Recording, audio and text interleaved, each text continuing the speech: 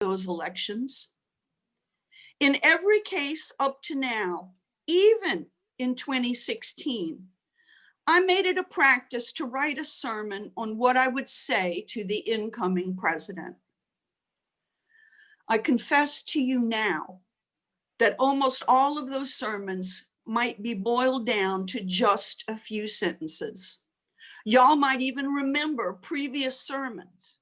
They went kind of like this. Mr. President, please don't think that you and your advisors have all the answers. Listen to people who disagree with you.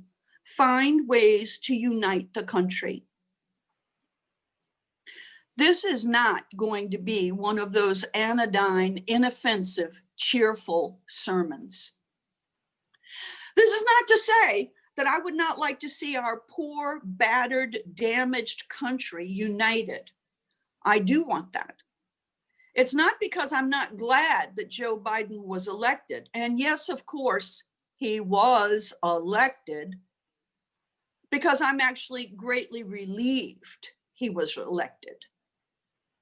But on this day, 6 days after Martin Luther King Day and 4 days after one of the most threatened and most militarized inaugurations in our history, and thank God nothing untoward did happen on Wednesday, I am not calling for unity. Instead, I am calling for accountability and justice. My imaginary letter to President Joe Biden is not what I have written before to other presidents. This time I say, Mr. President, please make it your top priority to protect the country and her most vulnerable citizens and all her most vulnerable people, whether citizens or not. Please make sure that there are appropriate repercussions for what happened on January 6th at the Capitol and what's been happening in our country since the first week of November. Mr. President, please ensure that every single person who lied to the American people, everyone who misled and manipulated roughly 47% of the American electorate, everyone who participated in attempting to invalidate and overturn a free and fair election, no matter their current or former or future position, please make sure they are legally punished for what they did. Mr. President, please do not seek to unite the country too quickly without accountability and consequences for behavior harmful to our democracy. Do not paper over what just happened. We cannot pretend that our country and our government were not and are not in danger from people who seek to overthrow our system. To us, I say it's like a battered, abused partner who cannot just forgive and move on from the abuse they experienced, as long as their abuser is at large and unrepentant. We as a country cannot unite and move on as long as the people who fomented sedition and the people who committed insurrection go without consequences. Within Unitarian Universalism, I'm reminded of some congregations I know that have experienced serious conflict. Sometimes the internal discord gets to the point where a minister is terminated, or one or more elected lay leaders resign in a huff.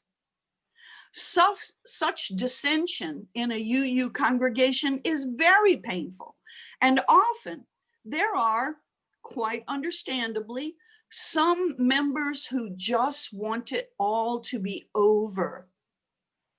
When congregational bad actors seek to return to a congregation they've roiled with friction, there is a seductive impulse to welcome them home. But as all parents know, bad actions without consequences only accelerates bad behavior. No lessons are learned when unity and absence of conflict is prized over accountability. This being the Sunday after Martin Luther King Day, I remind us that King said there can be no peace without the presence of justice. Make no mistake about it. A sham reconciliation without accountability and amends is not peace. My colleague, UU minister Reverend Jake Morel, in his recent column for the UU Christian Fellowship, of which he is the executive director, tells this story. More than 10 years ago, political blogger John Cole famously wrote that finding political compromise with extremists was like going out on a date and suggested eating Italian, only to hear your date propose that you eat tire rims and anthrax. Cole said, if you can split the difference between those two, then you know how bipartisanship will work in the upcoming years. Jake Morel writes, the proper response to extremism is not to find middle ground.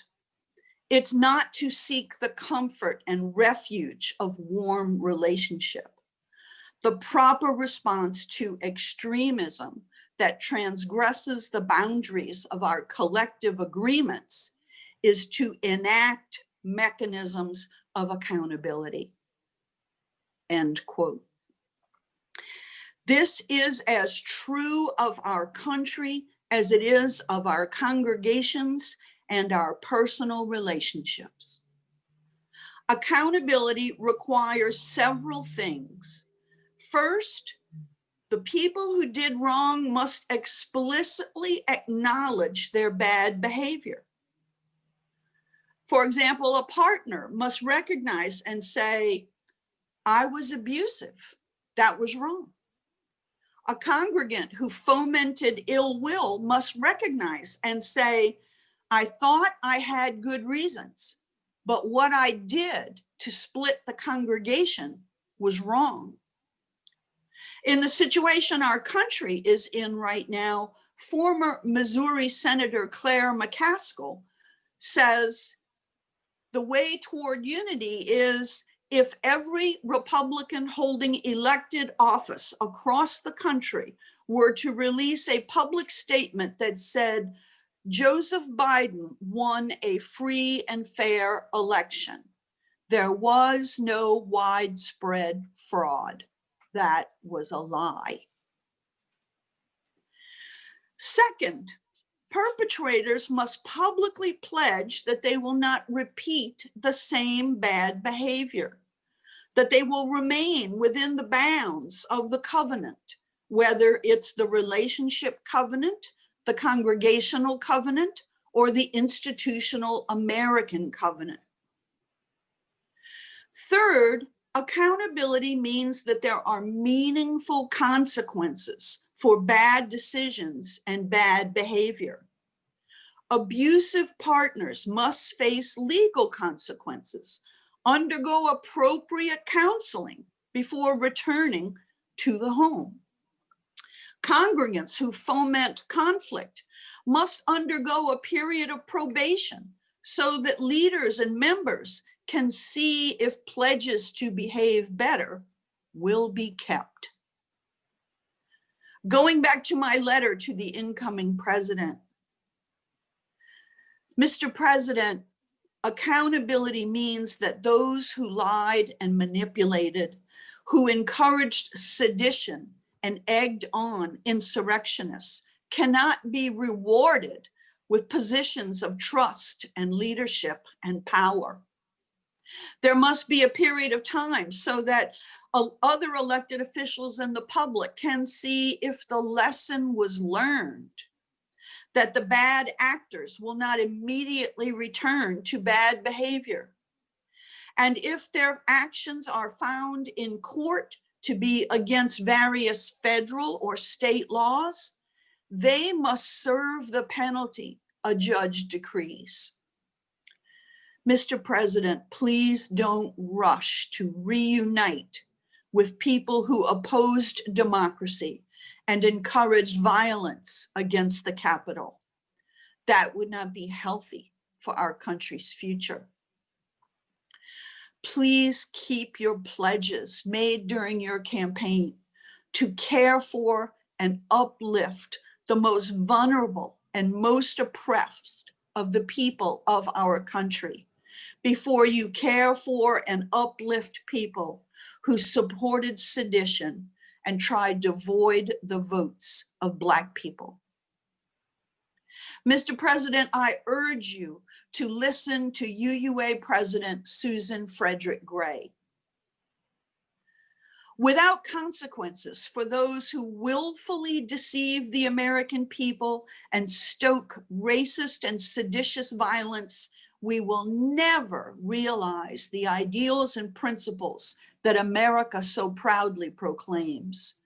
Guided by our faith, Unitarian Universalists remain steadfast in demanding accountability and justice at the highest levels of our federal government. We must impeach Trump and remove those who participated in and incited the January 6th attack on our democracy. And for all of us, not just the president, I offer again the words of Jake Morrill. In a polarized time whose anxiety demands simplistic answers, let's slow down our thinking and uphold a complex view with thoughtful moral commitments. Let us learn to love one another in mature ways that can contain the anxiety of difference and correction while never giving up hope in ultimate redemption for every soul. While never giving up hope in ultimate redemption for every soul. That appeals to my universalist heart. May all of us heed these wise words and prioritize accountability before unity, while never ever stooping to hate, remembering our pledge to honor the inherent worth and dignity of every person, even those with whom we strongly disagree. May this be so. Amen, Ashe, Shalom, Salam, Namaste, blessed be.